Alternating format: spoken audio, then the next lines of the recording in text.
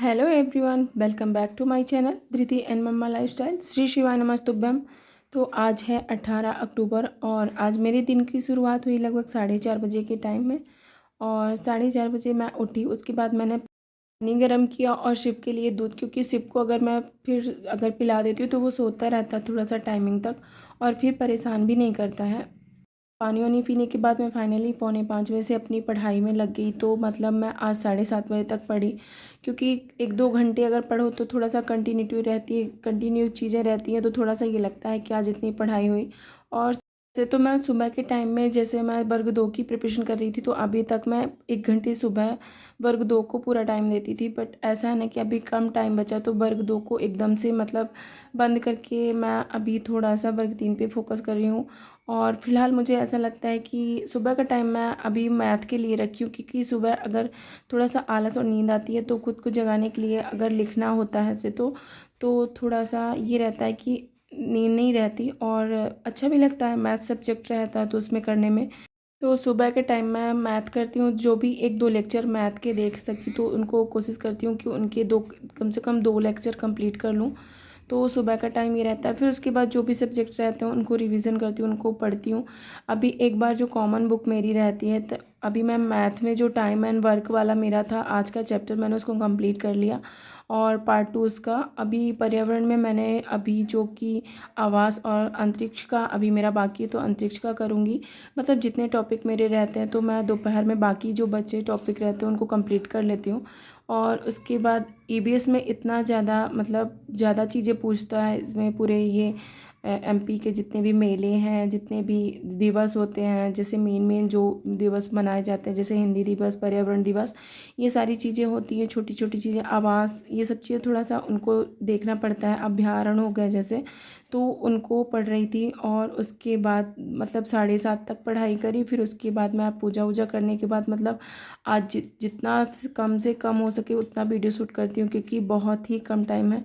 और मुझे लगता है कि मैं वर्ग 3 की प्रिपरेशन करके कहीं थोड़ा सा, आज मन में मुझे ये लग रहा था कहीं गलती तो नहीं कर रही, क्योंकि वर्ग 3 को मैं जितना टाइम दे रही हूँ उतना अगर मैं वर्ग 2 को दूँ तो वो मेरा सिलेक्शन एग्ज़ाम है, तो शायद ही कुछ हो सकता है। वर्ग 3 को कर तो रही हूँ, लेकिन मुझे लगता है कि मैं इसको थोड़ा सा कम टाइम दूँ एंड अपने वर्ग 2 पे फोकस करूँ और पूरा उसको टाइम दूँ, क्योंकि एक हाउसवाइफ के साथ साथ दो दो वैकेंसीज़ के लिए वर्ग 2 और वर्ग 3 के लिए प्रिपरेशन करना इतना इजी नहीं होता, नहीं मैनेज हो पाता है। क्योंकि बच्चे हैं साथ में, तो 2 सब्जेक्ट की अगर 1 भी घंटे किसी विषय को, किसी सब्जेक्ट को देते हैं कि आधा घंटा, तब तो वो जाके कंप्लीट होता है। 10-5 मिनट में कोई भी चीज़ कंप्लीट नहीं होती है। और कम से कम आधा आधा घंटा देना तो बनता है। किसी भी सब्जेक्ट, जैसे हिंदी हो गई, इंग्लिश हो गई और आपकी मैथ हो गई, तो मैथ को तो कम से कम 1 घंटा, उसके जो भी क्वेश्चंस होते हैं उनको अगर उसमें कोई स्पीड भी नहीं बढ़ा सकते, उसको समझना है तो उसमें देखना पड़ता है। और बाकी सब्जेक्ट का तो ठीक है, वीडियो स्पीड बढ़ा के भी देख सकते हैं। बाकी मैथ को तो उसी स्पीड में मुझे देखना पड़ता है। और दोपहर में शिव जब सो जाता है तभी मुझे अभी टाइम मिलता है, तो मैं वर्ग 3 की ही प्रिपरेशन करती हूँ। तो मुझे ऐसा लग रहा है कि मैं वर्ग 3 को छोड़ के अभी वर्ग 2 पे फोकस करूं, क्योंकि इतने कम टाइमिंग में बहुत कुछ समेटने के चक्कर में कुछ भी ना हाथ में आए, ऐसा ना हो जाए। तो कुछ समझ नहीं आ रहा मैं क्या करूं।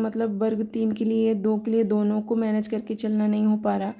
और एक हाउसवाइफ के लिए तो मेरे लिए तो पॉसिबल नहीं, क्योंकि मेरे 2 छोटे बच्चे हैं और जॉइंट फैमिली है।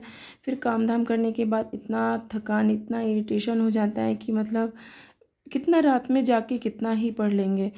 सुबह का टाइम कितना जाग जाग के पढूं, दिन में तो उतना टाइम नहीं मैनेज हो पाता। और कोई भी एग्ज़ाम 1-2 महीने पढ़ के नहीं निकलता है। उसके लिए काफ़ी प्रिपरेशन, काफ़ी टाइमिंग चाहिए। और जैसे वर्ग 3 का ही पात्रता परीक्षा है, उसको भी कम से कम 5 महीने का, 4 महीने का टाइम अच्छी कंसिस्टेंसी के साथ चाहिए, जो कि फुल टाइमिंग दो आप, 4-6 घंटे का, फिर उसको पढ़ो अच्छे से, तभी जाके एग्ज़ाम क्लियर होता है। अपनी खुद की जो कि आपकी वैल्यू है, जो कि आप कितनी क्षमता है, वो पता चल जाता है। आप जब मॉक टेस्ट देते हो, पीवाईक्यू लगाते हो, तो उन सारी चीज़ों से थोड़ा सा अनुमान लग जाता है कि कितने पीछे हैं, कितना अभी कंप्लीट करना बाकी है। तो मैं सुबह सुबह का टाइम जो वर्ग 3 को दे देती हूँ, फिर 2 के लिए मुझे टाइम ही नहीं बचता। तो मुझे लगता है कि मैं वर्ग 3 का थोड़ा सा कम फोकस करूं और फ़िलहाल मैं वर्ग 2 का फोकस करने वाली हूं, क्योंकि ठीक है 10-15 दिन का टाइम है, तो अगर 10-15 दिन भी गैप हो जाता है तो फिर उतना ज़्यादा कंटिन्यूटी नहीं हो पाती और पढ़ाई में फिर डिस्टर्बेंस हो जाता है। वर्ग 2 का भी मतलब एकदम से बुक चीज़ें छोड़ के फिर पढ़ाई करना, तो वो बहुत सारी चीज़ें पीछे हो जा रही हैं मेरी। और करवा चौथ का टाइम था तो मम्मी मुझे थोड़ा सा सामान लाई थी, जो कि धृति गई थी साथ में। और ये सुबह के टाइम के जो भी मैथ के टॉपिक हैं वो मैंने सारे आधे टॉपिक कंप्लीट कर लिए हैं, जो भी चैप्टर होते हैं। बाकी अभी तो जो भी बाकी उनको कंप्लीट करना बाकी है। तो थोड़ा सा टाइम मैनेज करना, एक कोई भी कम्पिटिटिव एग्ज़ाम है तो बहुत मायने रखता है। और ये मेरी पुरानी बुक है जो कि मैं अभी 20 में इसको कंप्लीट करी थी। तो ये हिंदी के लिए मैंने बनाई थी, क्योंकि उसमें भी बहुत सन वगैरह थोड़ा सा पूछते हैं डीपली।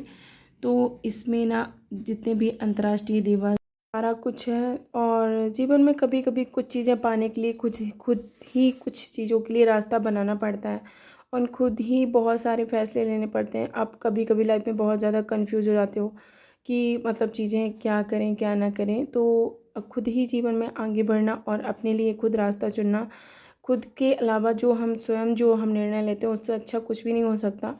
और कभी भी किसी की तुलना करके कुछ भी नहीं करना चाहिए कि हाँ मैं ये कर लूँगी, मैं वो कर लूँगी। तो मैं अपनी क्षमता के अनुसार ही चीज़ें करने की कोशिश करती हूँ कि जितना मुझसे हो पाए और जितना मैं मैनेज कर पाऊँ उतना ही करने की कोशिश करनी चाहिए, क्योंकि ज़्यादा कुछ करने के चक्कर में पता चले कि कुछ भी ना हो पाए और कुछ भी हाथ में ना आए। क्योंकि किसी भी एग्ज़ाम के लिए टाइम चाहिए। कमेंट करके ज़रूर बताइए कैसे चल रही आप सब लोगों की तैयारी, और मिलते हैं नेक्स्ट ब्लॉग में। तब तक के लिए श्री शिवाय नमस्तुभ्यम। और नए हैं तो प्लीज़ चैनल को लाइक करिएगा एंड सब्सक्राइब।